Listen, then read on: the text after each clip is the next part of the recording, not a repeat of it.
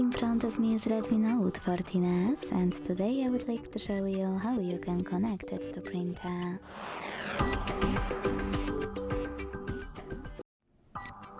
Begin by opening Settings and clicking on More Connectivity options. Then you need to hit Printing. Choose one of your print services you wish to use or hit Add Service to install perfect one for your printer. Select Play Store or Chrome. Download your service and go back to the same settings. When it's done, it will appear over there. Whatever you decided, after tapping on your service, make sure this switcher is blue. Your device is looking for a printer, and when it finds one, it will connect to it.